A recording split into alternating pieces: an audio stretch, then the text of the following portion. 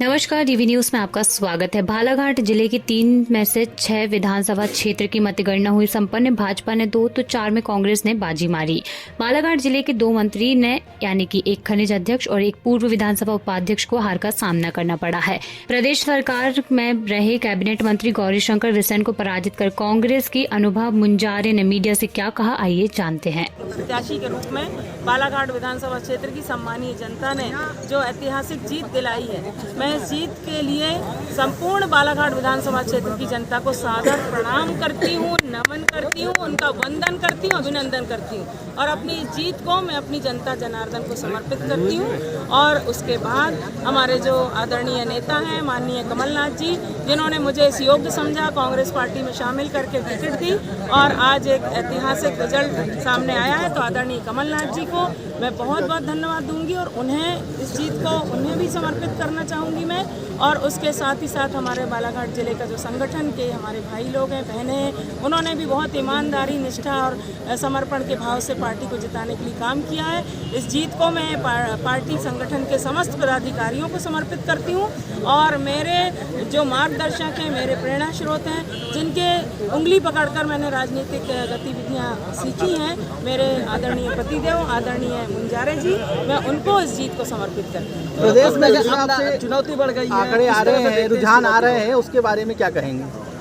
देखिए, ये जो रुझान है ये तो मुझे लगता है अपेक्षा से हटकर है, क्योंकि ऐसी उम्मीद नहीं थी। इस बार को लग रहा था कि परिवर्तन का माहौल है, लेकिन परिवर्तन के माहौल के बावजूद भी मध्य प्रदेश में जो भारतीय जनता पार्टी ने बहुमत हासिल किया है, ये थोड़ा आश्चर्यजनक है। ये जीत हमें तो पच नहीं रही, हमें समझ में नहीं आ रही कि जीत हुई किस तरह से, क्या है।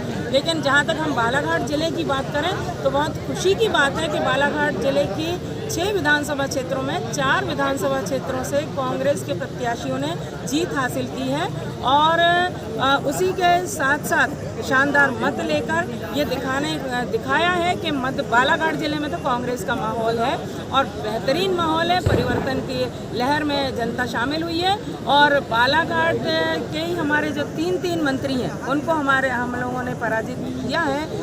बालाघाट विधानसभा क्षेत्र से जो 7 बार विधायक रहे हैं और वर्तमान में कैबिनेट मंत्री हैं, 2 बार सांसद भी रहे, सम्मानीय गौरीशंकर बिसेन जी, वो पराजित हुए हैं इस चुनाव में।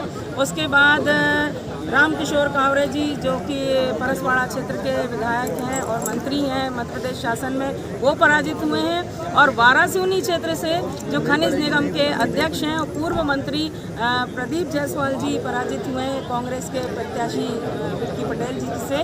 तो ये सब देखकर हम कह सकते हैं कि बालाघाट जिले की जनता तो बिल्कुल चाहती है कि कांग्रेस मजबूत हो, मजबूती के साथ काम करे और जन समस्याओं को सड़क से लेकर सदन तक। लांजी विधानसभा में पूर्व विधानसभा उपाध्यक्ष भी हारी है, क्या लगता है कांग्रेस का कब्जा रहा है अभी तक? ये बड़ा आश्चर्यजनक परिणाम है, खासकर लांजी का, लांजी और कटंगी का, दोनों हम कह सकते हैं। लेकिन लांजी विधानसभा क्षेत्र में क्योंकि हम सभी की बहुत लोकप्रिय नेता सुश्री हिना कावरे जी, जो विधानसभा की उपाध्यक्ष रही हैं, वो वहाँ से चुनाव लड़ रही थी और 2013 में वो 32,000 मतों के अंतर से चुनाव जीती थी। 2018 में वो लगभग 18,000 के अंतर से चुनाव जीती थी। लेकिन इस बार उनको किस तरह से उनका वो पराजित हुई है, ये हमें सबको बड़ा सोचने वाला सवाल है। हम इस पर बहुत अफसोस है, हमको तकलीफ है, बहुत हमको वेदना है कि वो कैसे और क्यों हारी है, जबकि उनका कार्य क्षेत्र बहुत अच्छा रहा है, उन्होंने काम भी किया।